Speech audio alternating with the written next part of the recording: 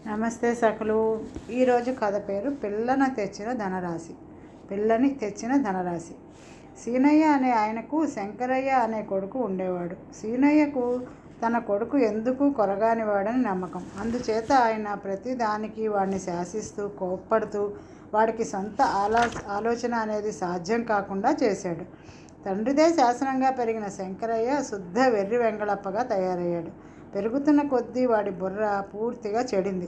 వాడికి సొంతాన నేర్చుకున్న విద్య ఒకటే తెలుసు. అదేమిటంటే ఊరి చెరువులో మునిగి ఊపిరి బిగపెట్టి చాలాసేపు కూర్చోవడం. తండ్రి అదుపు లేకుండా వాడు ఈ విద్య అద్భుతంగా నేర్చుకున్నాడు. తండ్రి ఏ పని చెప్పినప్పటికీ వాడు దాన్ని ఏదో విధంగా పాడు చేసేవాడు. కొడుక్కు పెళ్లి చేస్తే వాడికి తెలివితేటలు వస్తాయేమో అన్న ఒక్క ఆశ సీనయ్యను వదలలేదు. సీనయ్యకు భార్య లేదు కనుక కోడలు వచ్చి తనకు ఇంటి పని చూసుకునే బాధ తప్పిస్తుందన్న ఆశ కూడా ఉన్నది. అయితే గ్రామంలో ఎరిగిన వాళ్ళెవ్వరూ శంకరయ్యకు పిల్లనివ్వడానికి ఒప్పుకోలేదు. ఇలా ఉండగా పొరుగురిలో ఒక సంబంధం ఉన్నట్లు తెలిసింది. సీనయ్య తన కొడుకును పెళ్లి చూపులకు తీసుకువెళ్లాలని అక్కడ ఎలా మసులుకోవాలో వివరంగా చెప్పి ముందు వెళ్తూనే చెప్పులు తలుపు వెనక విడిచి "నువ్వు కుర్చీ మీద కూర్చో, తెలిసిందా?" అన్నాడు. శంకరయ్యకు తండ్రి ఏది చెప్పినా ఉన్నమతి కూడా పోతుంది. అయినా వాడు తెలిసిందన్నట్లు తల ఆడించి తండ్రి చెప్పిన మాటలు మళ్ళీ మళ్ళీ అనుకుంటూ బండిలో ఎక్కి కూర్చున్నాడు. కానీ దారిలో ఆ మాటలు తారుమారయ్యాయి. తీరా ఊరు చేరి ఇల్లు చేరి శంకరయ్య తన చెప్పులు తీసి కుర్చీ మీద పెట్టి తాను పోయి తలుపు వెనకాల కూర్చున్నాడు. పిల్ల తండ్రికి శంకరయ్యను చూడగానే అంతా అర్థమైపోయింది. ఆయన ఆ తండ్రి కొడుకులకు పిల్లనైనా చూపకుండా "ఈ వెర్రిబాగుల సంబంధం మాకొద్దు" అని వారిద్దరినీ వచ్చిన దారినే పంపేశాడు. ఇంటికి వచ్చాక సీనయ్య శంకరయ్య మీద విరుచుకుపడి "ఇక నీకు ఈ జన్మలో పెళ్లి కాదు. తలకు మాసిన వాడు ఎవ్వడైనా నీకు పిల్లనిస్తే ఇయ్యాలి" అని కసురుకున్నాడు. తనకు పిల్లనిచ్చే తలమాసిన వాడిని వెతకడానికి శంకరయ్య నిశ్చయించాడు. ఆ రాత్రికి రాత్రే వాడు ఇంటి నుంచి బయలుదేరాడు. వాడు 3 రోజులు ప్రయాణం చేసి 4వ రోజు చీకటి పడే వేళకు ఒక కొండ ప్రాంతానికి చేరాడు. అక్కడ ఒక గుహలో నుంచి విచిత్రమైన ధ్వని వాడికి వినిపించింది. ఆ గుహలో ఒక రాక్షసుడు నిద్రపోతున్నాడు. వాడు పెడుతున్న గురకే శంకరయ్య విన్నది.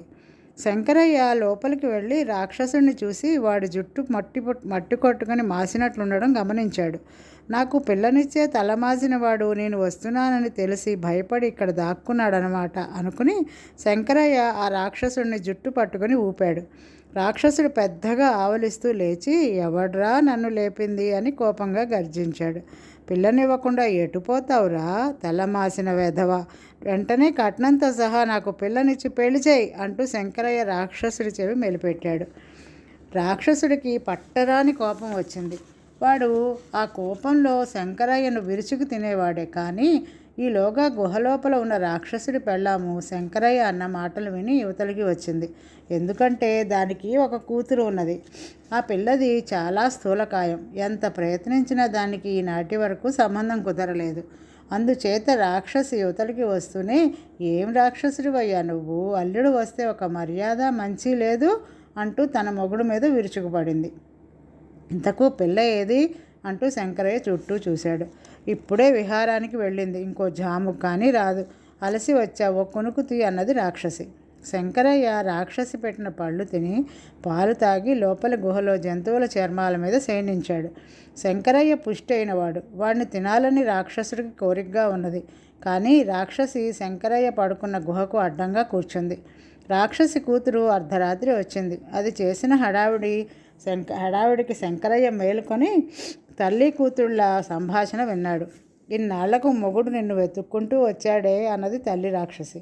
ఎక్కడా అంటూ కూతురు రాక్షసి శంకరయ్య పడుకున్న గుహలోకి తొంగి చూసింది. కళ్ళు కొంచెంగా తెరిచి రాక్షసి కూతుర్ని చూసి శంకరయ్య అదిరిపడ్డాడు. అది తల్లిదండ్రుల కన్నా కూడా వికారంగా ఉన్నది.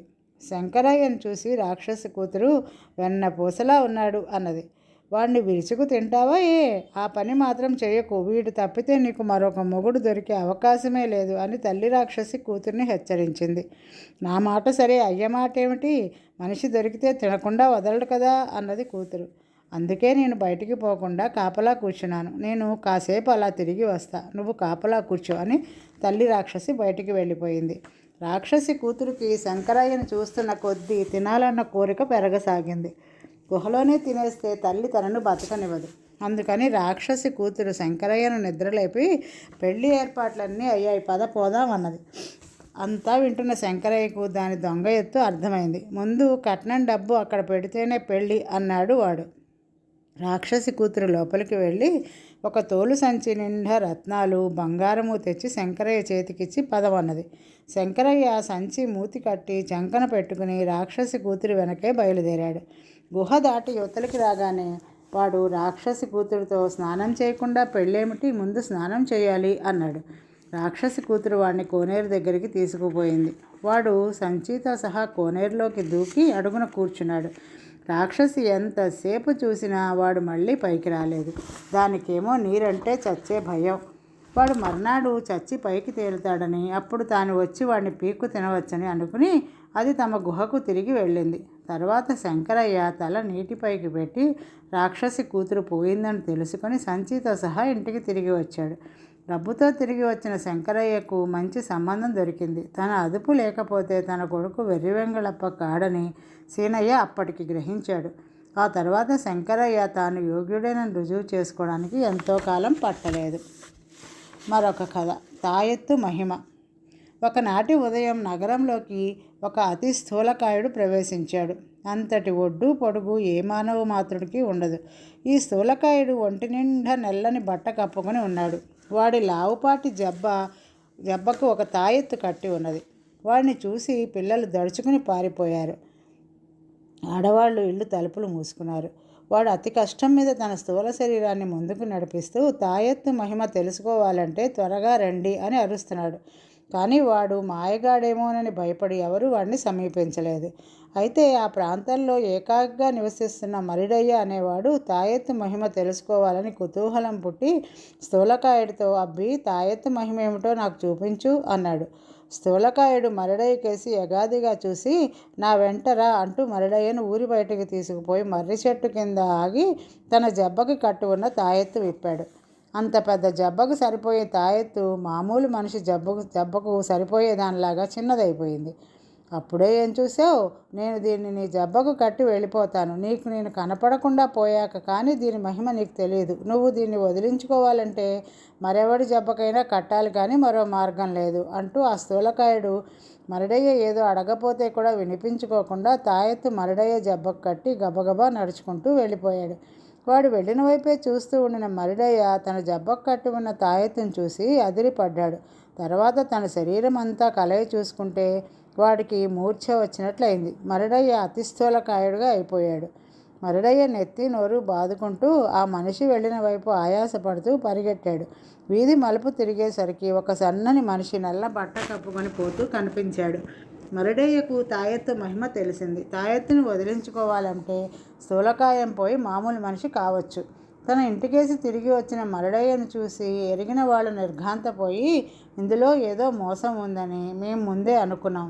ఆ దరిద్రగొట్టు తాయెత్తును తెంపి అవతల పారే అన్నాడు. వారి సలహా పాటించి మరిడయ్య తాయెత్తును విప్పి దూరంగా గిరవాటు వేశాడు. కానీ అది వెంటనే వచ్చి మరిడయ్య జబ్బకు అంటుకున్నది. అంతేకాదు, ఇప్పుడు అది నిప్పులా కాలడం మొదలెట్టింది. మరిడయ్య దాన్ని తీసే ప్రయత్నం మానుకున్నాక అది చల్లబడింది. మరిడయ్యకు పెద్ద చిక్కే వచ్చింది. నెలపొడుగునా తినడానికి తెచ్చుకున్న తిండి గింజలు 2 రోజులు కూడా రాలేదు. కాయకష్టం చేసుకునే మరిడయ్య కదల్చడానికే సాధ్యం కాని స్థూల శరీరంతో నానా అవస్థ పడవలసి వచ్చింది.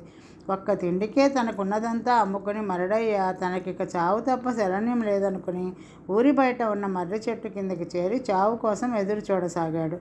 అపరాహ్నం వేళ పొరుగురు నుంచి అటుగా వస్తున్న ఒక బక్క చిక్కి ఉన్న మనిషి మర్రి చెట్టు కింద ఆగి మరిడయ్య శరీరం కేసి చూసి, గురువుగారు, నా పేరు వెంకయ్య. ఒళ్ళు లావెక్కడానికి చిట్కా ఏమైనా ఉంటే చెప్తారా? అస్థిపంజరంలా ఉండడం చేత నాకు పెళ్లి కాకుండా ఉన్నది అన్నాడు. ప్రాణం లేచి వచ్చినట్లయి, అంతా తాయెత్తు మహిమ అన్నాడు మరిడయ్య. ఆ మహిమ ఏమిటో నాకు చూపిద్దురు అన్నాడు వెంకయ్య. మరిడయ్య తన జబ్బకు ఉన్న తాయెత్తు విప్పి వెంకయ్య జబ్బకు కడుతూ, నేను కనుమరుగై వెళ్ళిపోయాక కానీ దీని మహిమ నీకు తెలియదు. నువ్వు ఈ తాయెత్తును వదిలించుకోవాలంటే దాన్ని మరొకరి జబ్బకు కట్టవలసి ఉంటుంది. దాన్ని పొరపాటున కూడా ఊడతీసి పారేయకు, నిప్పు కాల్చినట్లు నిన్ను కాలుస్తుంది అని చెప్పి బతుకు జీవుడా అని తన దారిన తాను ఇంటికి వెళ్ళిపోయాడు. అతను కనపడకుండా పోయిందాకా చూసి తన శరీరం కేసి చూసుకునేసరికి వెంకయ్యకు తల తిరిగినట్లయింది. అతని శరీరం స్థూలకాయంగా తయారైంది. అతను తన ఊరు వెళ్ళాడు, కానీ అంత స్థూలంగా ఉన్నవాడికి ఎవరూ పిల్లనిచ్చారు కారు. హతాశుడై వెంకయ్య తిరిగి నగరం చేరుకున్నాడు. వెంకయ్యకి ఇప్పుడు శవంలాగా ఉన్నప్పుడే సుఖంగా ఉండినట్లు స్పష్టమైంది. అతనికి కూడా తిండి సమస్య ఏర్పడింది. అతను కాషాయ వస్త్రాలు ధరించి ఇల్లు తిరిగి ముష్టి ఎత్తుతూ ఎలాగో జీవించసాగాడు. కానీ ఆ తిరగటానికైనా అతని స్థూల శరీరం లొంగలేదు. 4 ఇళ్ళు తిరిగేసరికి ఆయాసం వచ్చేది. ఒకనాడు వెంకయ్య ఒక ఇంటి తలుపు కొట్టాడు. ఆ ఇంట్లో ఒక బ్రహ్మచారిణి ఉంటున్నది. ఆమె వికారి కావటం చేత పెళ్లి కాలేదు. ఆమె తలుపు తెరిచి వెంకయ్య కాషాయ వస్త్రాలు చూసి, అందంగా కనిపించడానికి కిటికీ ఏమైనా ఉన్నదా స్వామి అన్నది. వెంకయ్య బుర్ర మెరుపులా పనిచేసింది. లేకేమీ, తాయెత్తు ఉన్నది అని జవాబిచ్చాడు. ఆ తాయెత్తు నాకిచ్చి పుణ్యం కట్టుకోండి అన్నది బ్రహ్మచారిణి. వెంటనే వెంకయ్య తన తాయెత్తు విప్పి ఆమె జబ్బకు కడుతూ, నేను కనిపించకుండా వెళ్ళిన తర్వాతనే ఈ తాయెత్తు మహిమ నీకు తెలుస్తుంది. దీన్ని వదిలించాలంటే మరొకరి జబ్బకు కట్టడం తప్ప మార్గాంతరం లేదు అని చెప్పి మళ్ళీ ఆమె కనిపించకుండా వెళ్ళిపోయాడు. బ్రహ్మచారిణి లోపలికి వెళ్ళి తన అందం చూసుకోవడానికి నిలువుట అద్దం ముందు నిలబడి తుళ్ళిపడింది. అంత నిలువు అద్దంలోనూ ఆమె శరీరంలో 4వ వంతు కూడా కనపడడం లేదు. ఆమె నేల మీద పడి పొర్లుతూ సాయంకాలం దాకా శోకాలు పెట్టింది. చుట్టుపక్కల వాళ్ళు వచ్చి ఆమెను చూశారు. అలా వచ్చిన వారిలో ఆ నగరపు యువరాణి పరిచారిక కూడా ఉన్నది. బ్రహ్మచారిని చూడగానే ఆమె విరగబడి నవ్వుతూ, యువరాణి వారు నవ్వి 4 ఏళ్ళైంది. ఆమె ఎంతో విచారంగా ఉంటున్నారు. నిన్ను చూస్తే ఆమె తప్పక నవ్వుతుంది అన్నది. ఆమె బ్రహ్మచారిని ఉద్యానవనంలో ఉన్న యువరాణి వద్దకు తీసుకుపోయింది. ఒక తిన్న మీద విచారంగా కూర్చుని ఉన్నది యువరాణి. భూతకిలా ఉన్న బ్రహ్మచారిని వయ్యారంగా నడుస్తూ వస్తూ ఉండడం చూడగానే ఆమె గలగలా నవ్వేసింది. ఇంతకాలానికి నన్ను మళ్ళీ నవ్వించగలిగావు. నీలో ఏం మహత్తు ఉన్నది అని యువరాణి బ్రహ్మచారిని అడిగింది. మహత్తు నాది కాదు, తాయెత్తుది అన్నది బ్రహ్మచారిని. ఏది ఆ తాయెత్తు, ఒక్కసారి చూస్తాను ఇలా అయ్యి అని యువరాణి అడిగింది. కట్టుకుని మరీ చూడండి అంటూ బ్రహ్మచారిని తన తాయెత్తు తీసి యువరాణి జబ్బకు కట్టి, మరొకరి జబ్బకు కట్టినప్పుడే ఇది మిమ్మల్ని వదులుతుంది అని చెప్పేసి వేగంగా తన ఇంటికి వెళ్ళిపోయింది. బ్రహ్మచారిని కదలగానే యువరాణి పల్లకి ఎక్కి రాజభవనానికి బయలుదేరింది. కొద్ది దూరం పోయేసరికి బోయీలకు పల్లకి బరువు మోయరానంత అయిపోయినట్లు అనిపించింది. ఇదే సమయంలో పల్లకి నుంచి యువరాణి పెద్దగా ఆర్తనాదం చేసింది. ఈ కంగారులో బోయీలు పల్లకిని కింద పడేశారు. పల్లకి విరిగిపోయింది. యువరాణి భూతకిలా లేచింది. పరిచారికలు ఆమెను అతి కష్టం మీద అంతఃపురానికి నడిపించుకుంటూ పోయారు. తన తండ్రిని చూడగానే యువరాణి బావురుమని ఏడుస్తూ జరిగిన సంగతి చెప్పింది. ఒక్కగానొక్క కూతురు పరిస్థితి చూడలేక రాజు తాయెత్తును తెంపి దూరంగా పారేశాడు. కానీ మరుక్షణమే అది వచ్చి యువరాణి జబ్బకు ఖర్చుకుని నిప్పులా కాల్చసాగింది. ఆమె పడే బాధ సహించలేక రాజు ఆ తాయెత్తుని తానే కట్టుకున్నాడు. యువరాణి ఎప్పట్లా నాజూగ్గా తయారైంది. కానీ రాజు స్థూలకాయుడైపోయాడు. రాజుగారు కనుక తిండి సమస్య లేదు, కానీ దుస్తులు, సింహాసనము, కిరీటము, ప్రతిష్ట సమస్యలై కూర్చున్నాయి. మర్నాడు ఆయన బ్రహ్మచారిని ప్రశ్నించి తాయెత్తును ఆమెకిచ్చిన వెంకయ్యను అడిగి అతనికిచ్చిన మరుడయ్య ఆరా తీయించి మరుడయ్యకు తాయెత్తు కంటకట్టిన వాడిని గురించి తెలుసుకోలేకపోయాడు. చివరకు ఆయన నిండు సభలో తాయెత్తు గురించి చెప్పి తన తాయెత్తు కట్టించుకునే వాడికి తిండి వగైరా ఏర్పాట్లు చేస్తానన్నాడు.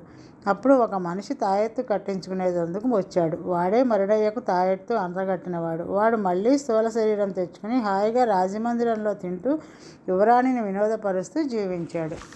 ఈరోజుకి కథలు సమాప్తం. సకులు తిరిగి రేపు కలుద్దాం మరొక కథతో. నమస్తే.